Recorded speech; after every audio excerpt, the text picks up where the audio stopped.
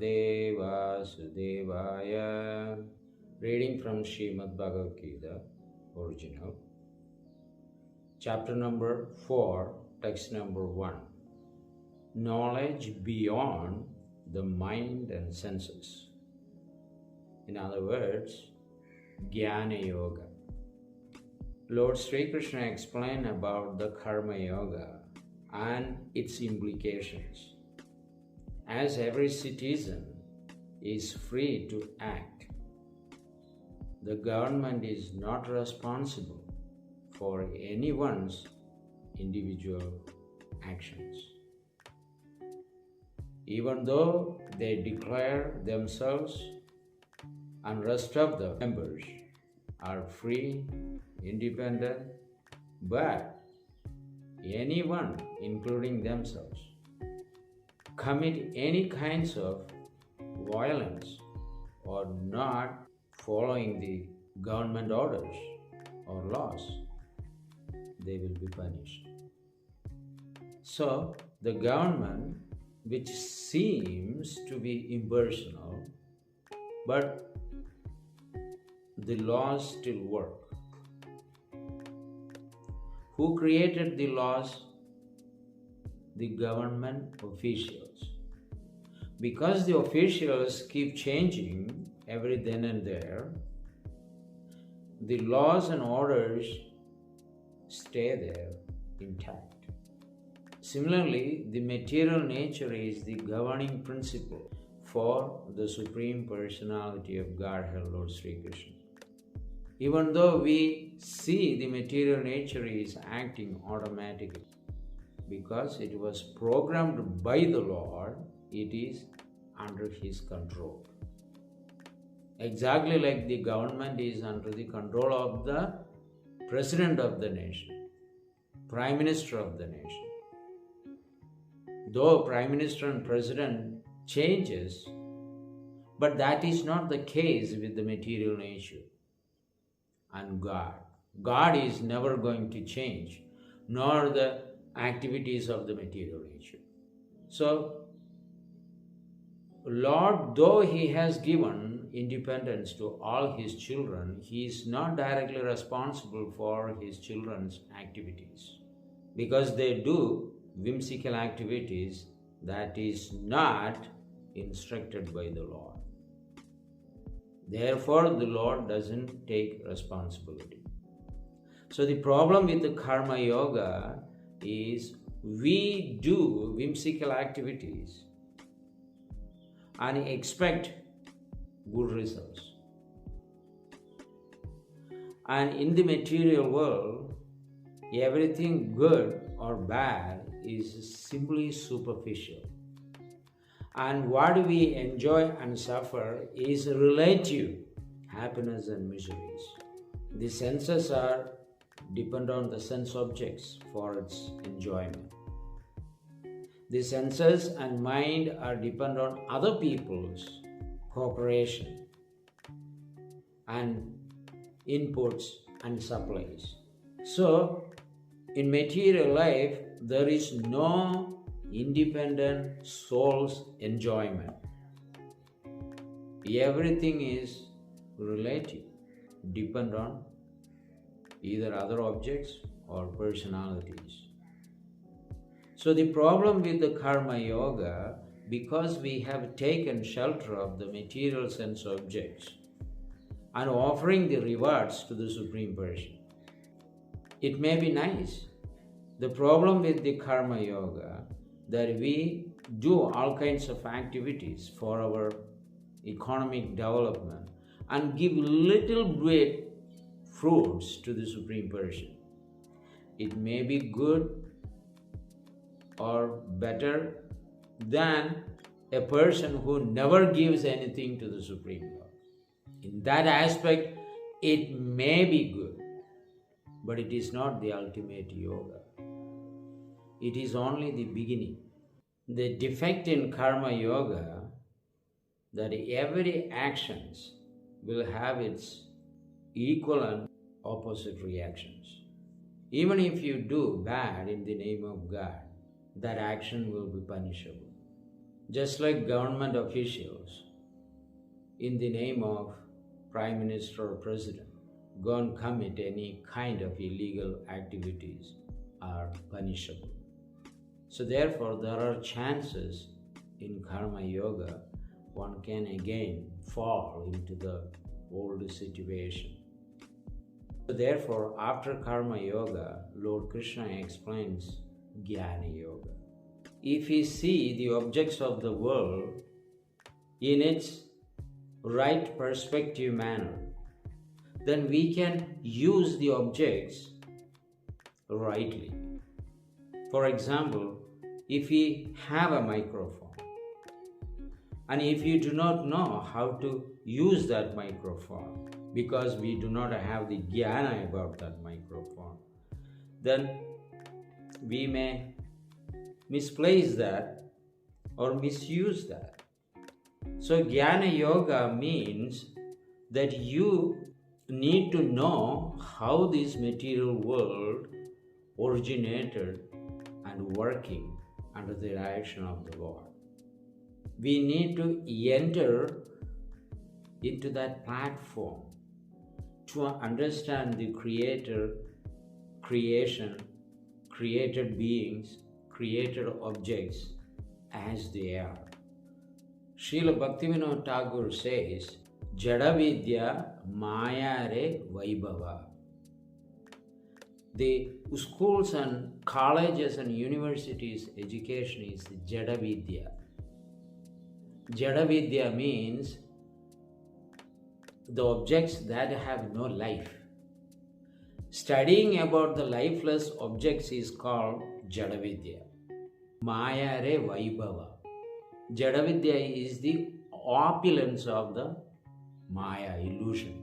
Illusion means practically everything appears to be real, but because the Creator is not recognized in that created thing, it's become illusory. Just like having no head, believing only the tail and legs. That is called Mayare Vaibhava. So Krishna therefore begin to educate the real science about everything. Therefore, the real knowledge, not the knowledge of this illusory world. The real knowledge is found in Bhagavad Gita because it is spoken by Krishna directly. This knowledge of the external world with its objects without the presence of God is simply a supplement to the spiritual knowledge. At least studying these things, a wise person can actually think, who has created all these things? So it has some connection with reality because it brings to the reality. So now, Krishna is beginning to explain the real Jnana Yoga, the real knowledge from its origin, the Bhagavad Gita's origin. So let us see what the Supreme Lord is communicating with us. So the first verse of the 4th chapter is Sri Bhagavan Uvacha Imam Vivaswade Yogam Proktavan Aham Avyayam Vivaswan Manuve Praha Manur Ikshagve Bravi Imam Vivaswade Yogam. This yoga, which is Jnana Yoga, it is called Jnana Yoga because Krishna is there. When it is called Karma Yoga, when all the karma is dedicated for the service of Krishna, is called Karma Yoga. Similarly, the Jnana Yoga is the Jnana that is dedicated to the Supreme Lord. So, Imam Vivaswade Yogam. Vyasadeva is telling here, Sri Bhagavan Uvacha. Again, he didn't say Sri Krishna Uvacha. He said, Sri Bhagavan Uvacha. Though the entire Bhagavad Gita is spoken by Krishna, he used only the word Bhagavan.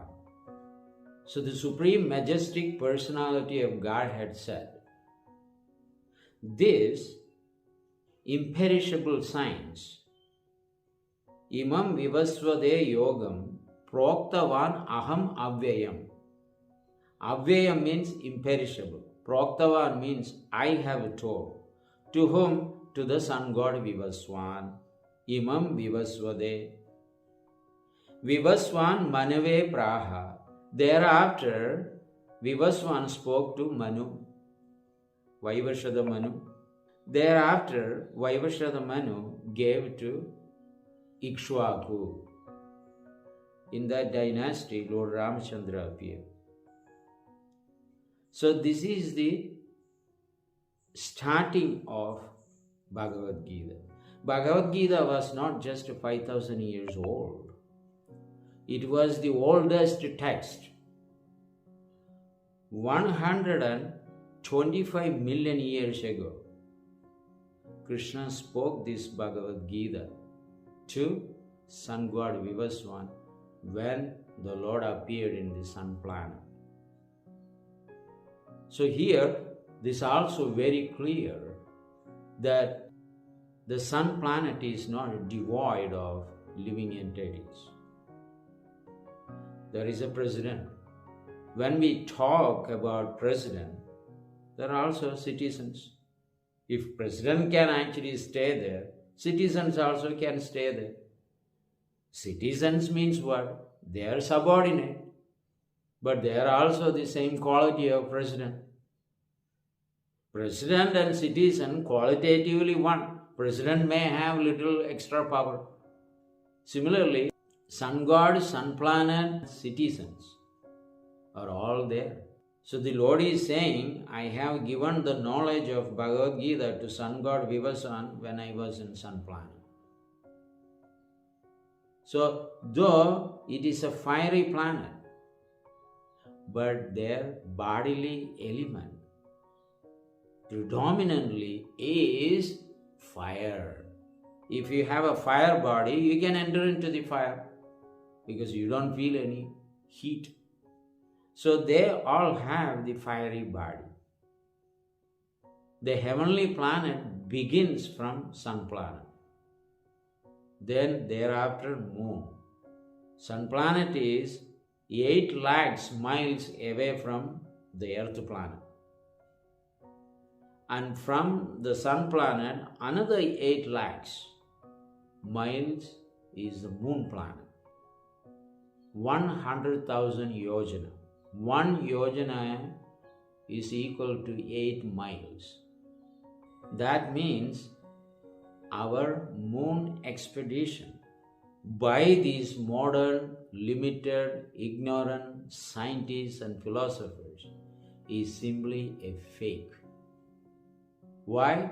Because the moon planet is situated 1,600,000 miles away from the earth planet. So how can you actually go? Also the moon is faster than the sun planet in its orbit. What sun planet takes to revolve the universe or the 3 planetary system, moon would finish within 2.5 days. Sun takes 1 month. Moon takes only 2.5 days. How fast is the moon? So, the sun planet, moon planet, Venus, Jupiter, Mercury, Mars, Saturn, all of them have their president and also citizens. So here, Krishna spoke Bhagavad Gita to sun god Vivaswan. So the present sun god's name is Vivaswan. People consider him as Surya Narayana. Yes, because he is the person to generate and give life to all other planets. If he is not there, the whole world will be icy, cold, would be dead. Nobody can actually live. How long you can stay without sunshine? Not so much. Your electricity, your heater, your fire, all can keep you in good condition only for some time. But it cannot be permanent. Sun is required. More often we curse the heat. So, Jnana Yoga begins from explaining Bhagavad Gita to Vivaswan 125 million years ago. So, we need to take the Bhagavad Gita knowledge as it is. It is not like a Quran or Bible or some other textbooks which has come only a few centuries ago. Bhagavad Gita, it is very clear, the oldest textbook. So the conversion of 125 million years is something like 12 crore 50 lakhs years ago. The Supreme Lord spoke Bhagavad Gita to Sun God Vivaswan. And thereafter, there was no need. Everybody was following until the Kurus came to the power, like Dhritarashtra and Duryodhana, because they intentionally rejected following the dharmic principles, religious principles. So therefore, Krishna had to speak the Bhagavad Gita again to the Pandavas, because Pandavas were anyway following all the religious principles. Because the Kauravas broke the disciplic succession and the knowledge of the true science of God and the relationship between the living entities and God, Krishna had to speak that science again. And therefore, Bhagavad Gita is the true theology with personal God. Not these fools speaking about the creation and the Creator have no forms and no reality. Everything is illusory. There is only an impersonal, bodiless Brahman there. These people, they never read Bhagavad Gita. Therefore, they just blabber. If a person who studied Bhagavad Gita or read Bhagavad Gita never declared God has no form, what we require is simply knowledge. That is what Krishna is speaking about, Jnana Yoga. So he is giving you the Jnana. Not keep working, enjoying that. Come to the knowledge and understand who has created all those things. And have some gratitude towards him. Krishna said in 3rd chapter in Karma Yoga, a person who does not offer anything to the Supreme Lord or the demigods, he is a thief. So therefore the Lord is educating now the origin of knowledge, origin of creation, origin of the Creator, He Himself. It is the sun planet that sustains all other planets and also all other living entities. So Yakshakshuresha Savita Sakala Grihanam Raja Samasta Suramurtir Ashesha Teja. So this Ashesha Teja means the special light. Sun planet has Ashesha Teja, special light. Yakshakshuresha Savita Sagala Grahanam Raja Samasta Suramurtir Ashesha Teja. Yasya Agnaya Brahmadi Sambrad Kala Chakro Govindam Adi Purusham Tamam Bhajami. Under the supreme direction of Lord Govinda, the sun planet in its orbit revolves inside the universe in a vertical manner, not horizontal, vertical manner. Therefore, you see from the east rising and setting. So, this sun planet is one of the eyes of the Supreme Personality of Godhead. When the Lord manifested His universal form, the sun was there, moon was there. One eye is the sun, another eye of the Lord is the moon. So, Yasya Gnaya, in whose order the sun actually travels in its orbit, is Krishna's order.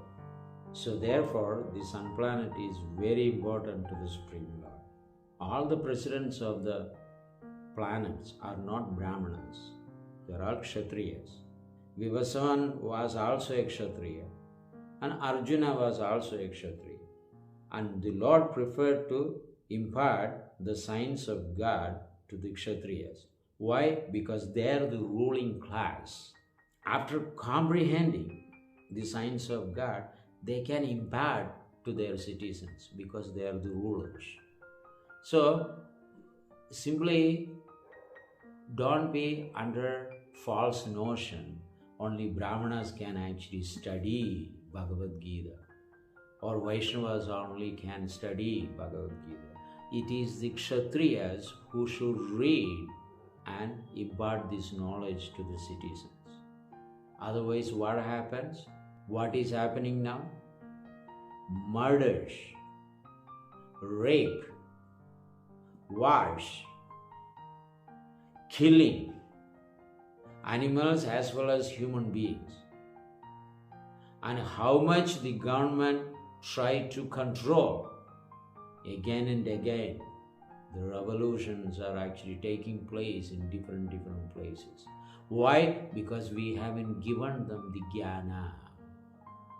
So, don't you think it is the duty of the politicians to read Bhagavad Gita and give this knowledge to these ignorant citizens who are always messing up and destroying the peace of the country? Town, village, cities. So, it is for the Kshatriyas because they have the power to rule and guide the citizens towards the proper path. And Krishna demonstrated that by giving this knowledge to the Kshatriya king. And that Kshatriya king, Vivaswan, gave the science of God or the entire scientific knowledge, philosophical knowledge about creation and annihilation and maintenance to his son, who was also a Kshatriya. Then he gave again to Ikshvaku. He was also a Kshatriya. All were Kshatriyas, Raja Rishis. Rishi means living only for others' welfare. Raja means king. The king who lives for others' welfare is called Raja Rishi. And they were all occupied those positions just for the sake of occupying it and ruling it. They were not attached at all. But when the subject of dharma has to be discussed, they were very expert and they become very strict in the laws and orders and follow strictly what Krishna has given to them. So this is the beginning of Jnana Yoga. We will continue. Thank you. Hare Krishna.